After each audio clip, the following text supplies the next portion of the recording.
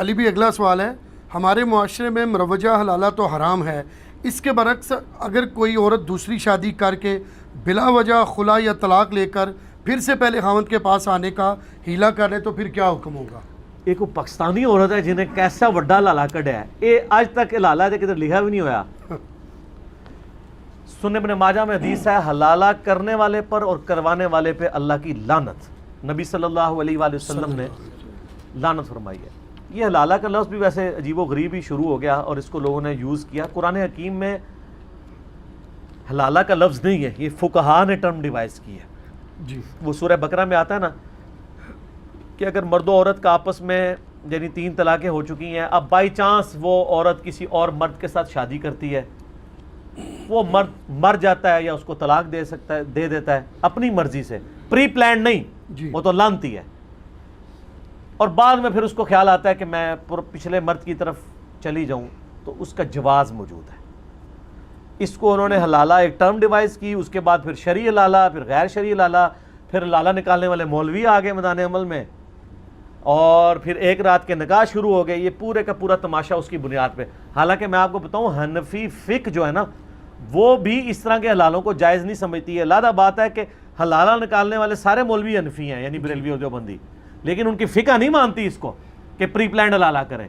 تو یہ نکالتے کیوں ہیں حلالے؟ پھر ایک ایک رات کے نکاح، ہمارے جہلم میں کتنے مولوی ہیں جنہوں نے حلالے نکالے ہیں اور نکلوائے ہیں۔ باہر جانے کی ضرورت نہیں، آپ سب لوگوں کو پتہ ہے، ہر علاقے میں پوری سٹوریاں موجود ہیں۔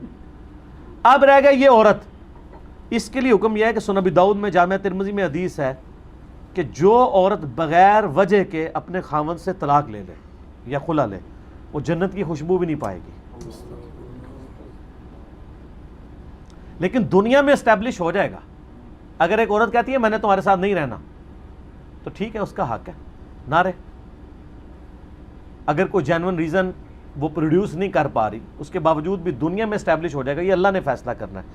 ہم نہیں کہہ سکتے کہ جی وہ بلا وجہ لی ہے اس نے۔ ایک عورت ایک خاوند کے ساتھ نہیں رہنا چاہتی، یہ بذات خود بہت بڑی وجہ ہے۔ جی بعض اوقات شادی کے بعد پتہ چلتا ہے آتے صحیح نہیں ہیں معاملات، اور یہ قریب ہی نبھا لینے چاہیے۔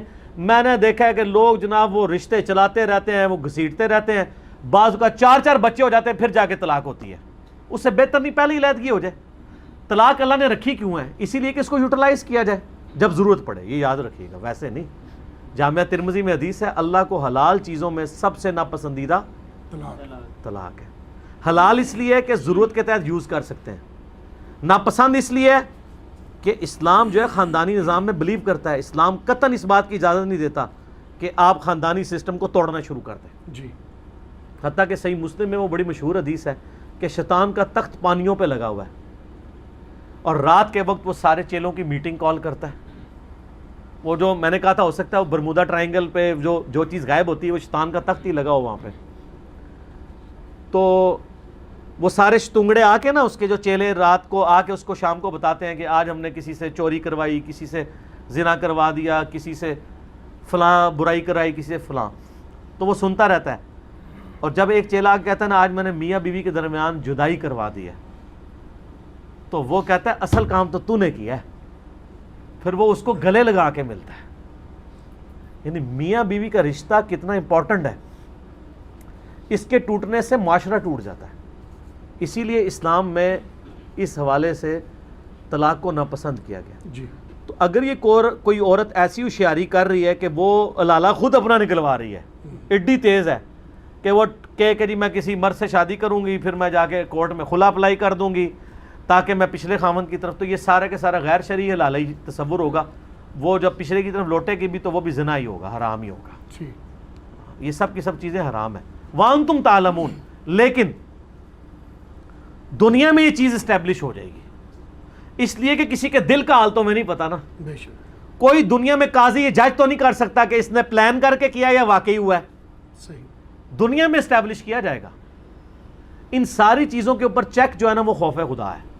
اسی لیے قرآن حکیم میں آیا کہ اگر کسی بیوی کو چھوڑنا ہے نا تو اس کو ذلیل کرنے کی نیت سے، سورہ بقرہ میں آتا ہے، یہ نہ ہو کہ اسے بار بار رجوع کرتے رہو۔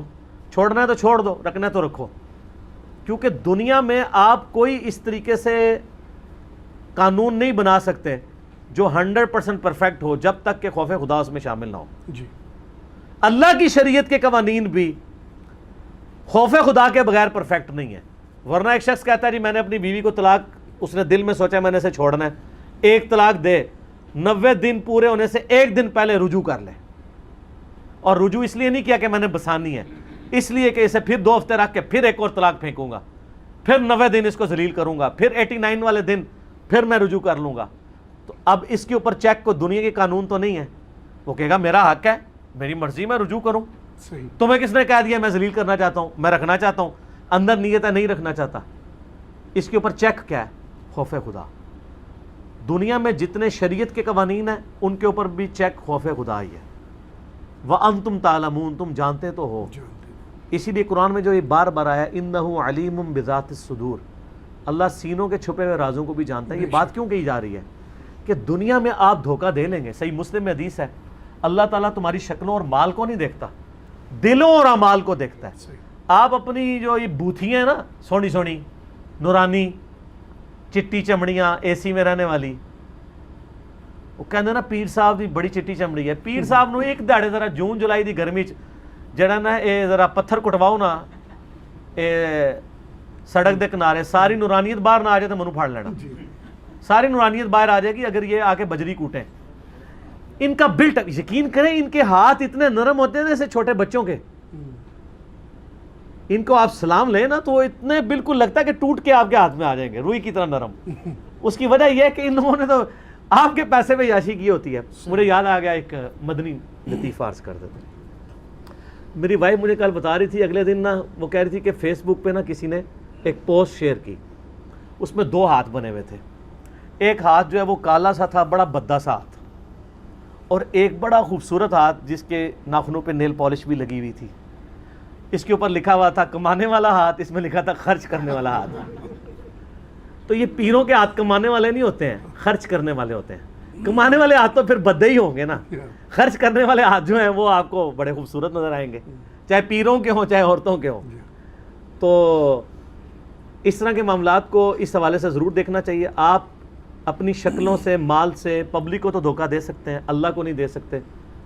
اور جامعہ ترمذی میں حدیث ہے, حسن ابن علی کہتے ہیں نبی علیہ السلام نے فرمایا تھا گناہ وہ جو تیرے دل میں کھٹکے اور تو اس بات سے آر محسوس کرے کہ لوگ اس کے اوپر مطلع ہوں.